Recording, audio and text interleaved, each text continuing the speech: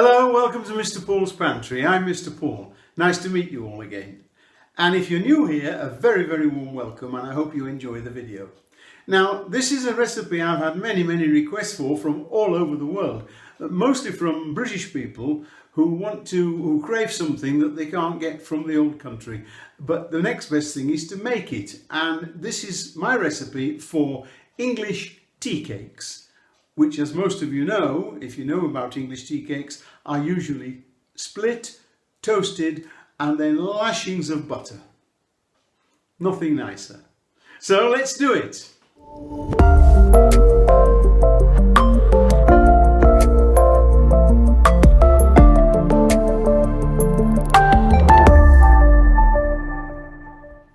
Right, here are the ingredients for the English tea cakes.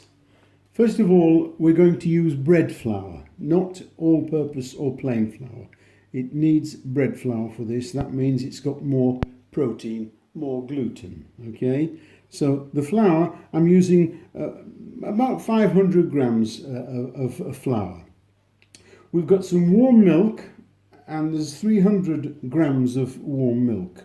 I'm using 1 egg, about 40 grams of tasteless oil, like vegetable oil or something like that. Don't use olive oil.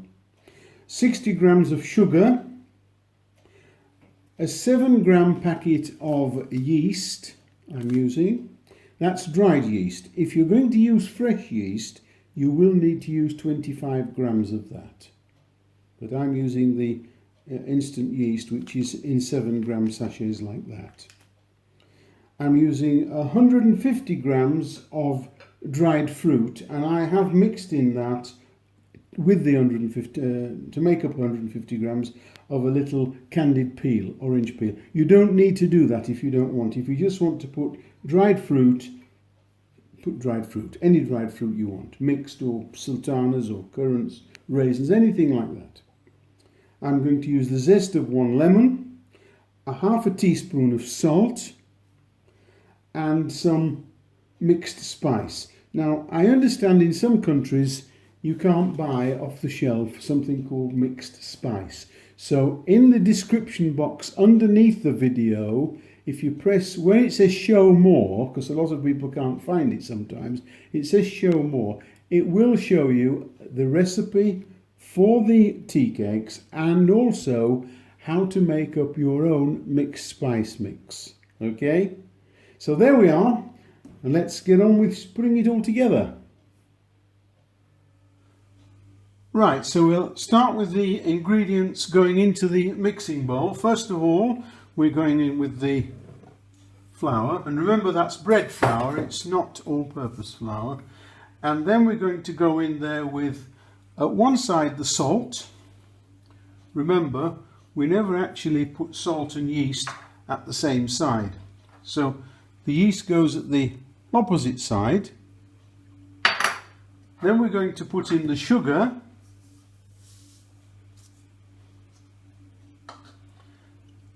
And the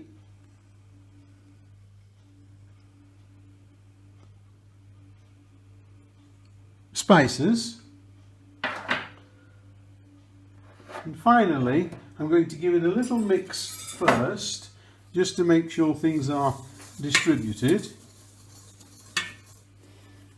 Just like that. And then I'm going to add the mixed fruit, or if you're using mixed fruit, I'm only using sultanas today because I can't get certain things here. I can't get currants and things like that. And then you can add, as I've said before, you can add some candied peel to that, candied orange or lemon peel, if you want. You don't have to do that. And I'm adding the rind of an orange. You can use lemon or orange. I prefer orange myself, but lemon's very nice. And so that's going to mix now, just to cover the fruit in the flour. And now we're going to add the liquids. So first of all, I'm going to add the milk. This is at body temperature about 37-40 degrees. I'm going to add the oil, and remember that's a flavourless oil. Don't start using things like olive oil and things like that because it'll spoil it. And of course the egg. Now there's only one egg there, so I'm just going to make sure I don't waste any of it. There we are. And I'm going to use the dough hook for this on my stand mixer, and it's going to go on first speed, slow speed, and it will take 10 to 15 minutes because this is a very, very wet dough. So if you want to do it by hand you can, but unless you're used to mixing bread dough, kneading bread dough by hand, then I suggest you use a mixer because it's very difficult. Okay, so in we go.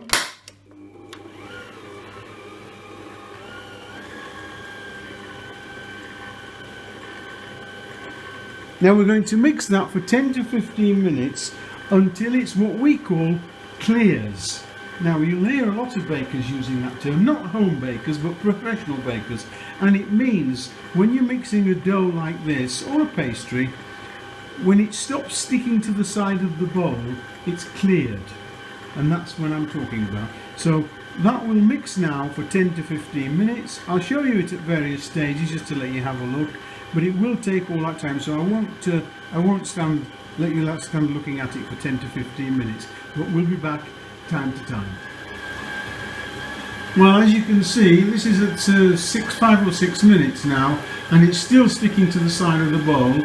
It is stiffening up a little bit. What's happening with this mixing is the gluten strands in the flour are stretching and joining together. That's what makes bread dough different to pastry, short crust pastry. We're developing the gluten, and it's going to take, as I said, 10 to 15 minutes, so I'll be back again shortly and show you how it's going.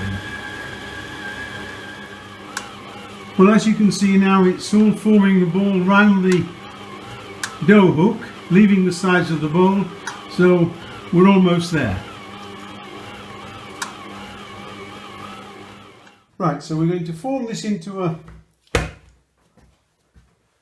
nice ball, and we're going to put it into a well-greased bowl.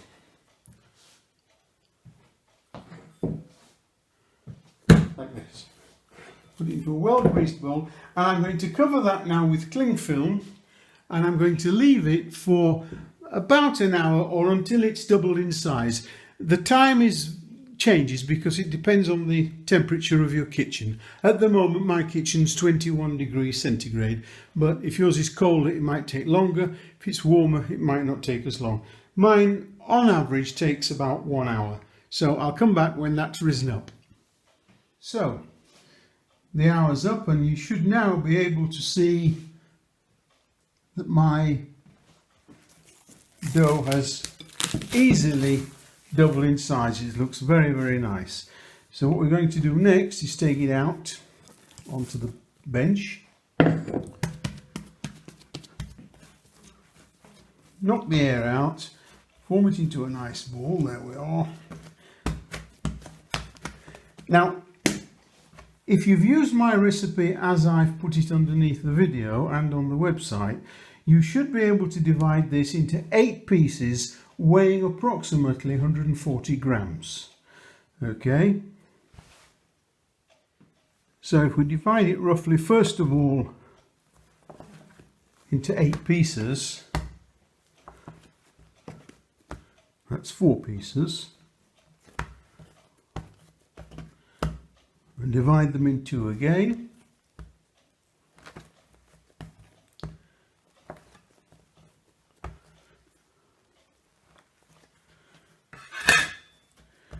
We should now have roughly the right size. Let's see.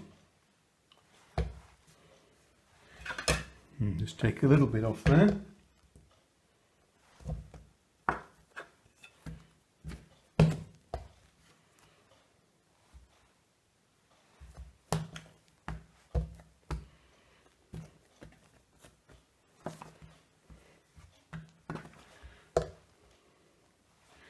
Okay, now I'll just weigh those off and then I'll show you what we do next. So we need to form these into little balls and gently put your hand over the ball like that and roll it gently round, and you finish up with a nice even ball. Make them into a ball first, fold all into the middle,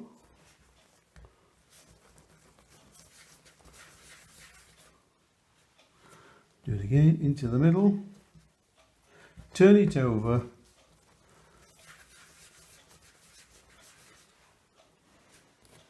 like that.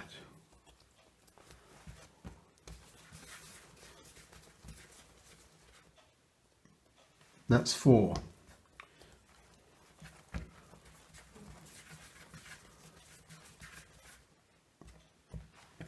5.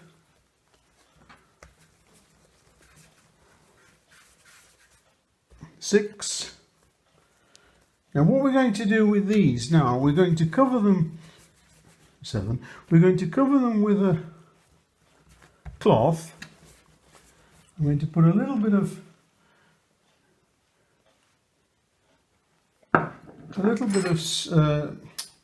flour on like that, and we're going to cover it with a cloth first of all, and we're going to leave that for 10 minutes and it'll make them a lot easier to handle once we've left it for 10 minutes. And then we're going to put them on the baking trays and leave them to rise again for possibly about another hour.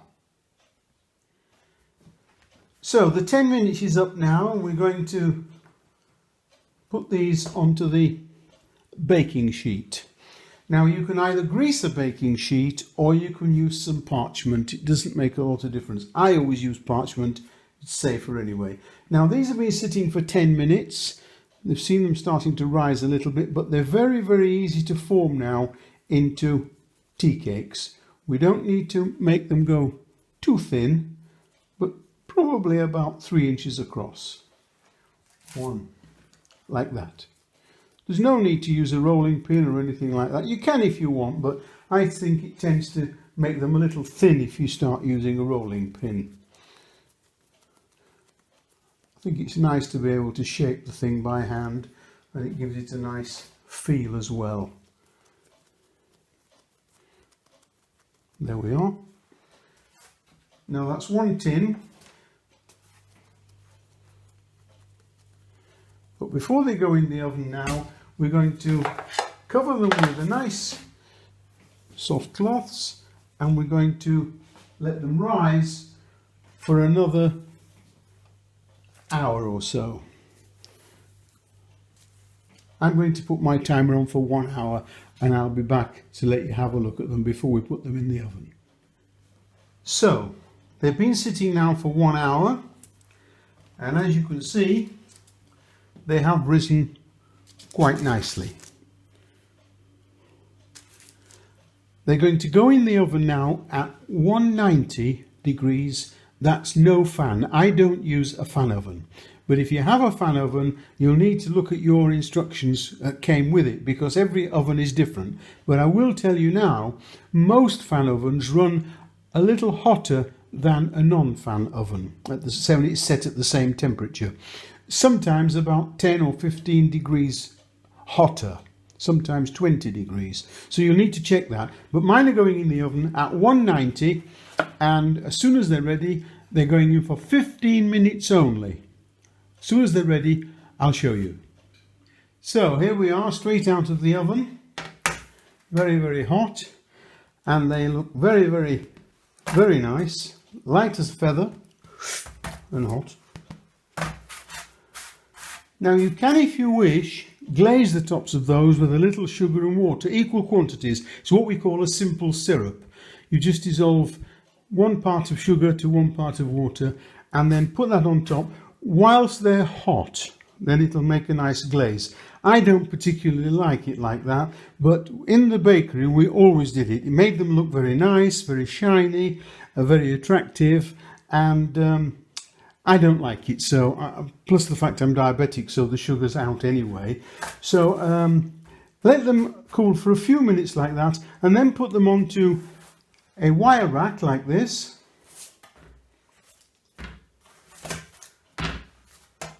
To cool. I'm going to let them cool for a while now, and when they're ready and cool, I'm going to cut one, show you inside. And normally in the UK these are toasted and eaten with lashings of fresh butter.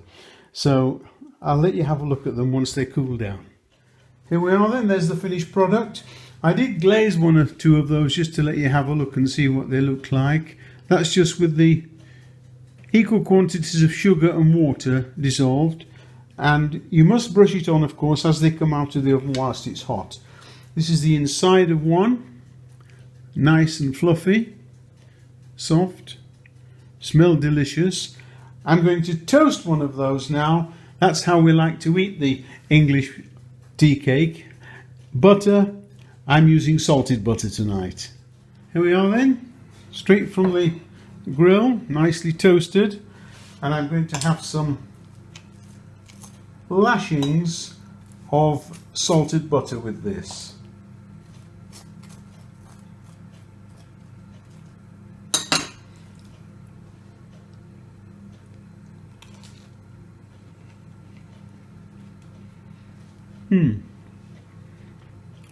Absolutely delicious. If you've enjoyed the video, go underneath, give it a thumbs up, and if you have any comments, questions or suggestions, leave them underneath as well. If you try this, I would like to know how you manage with them. I'd like to see a photograph if you can. You can send that via email or via my Facebook page. So this is Mr. Paul for this week saying bye for now, and I'll see you next time. Bye.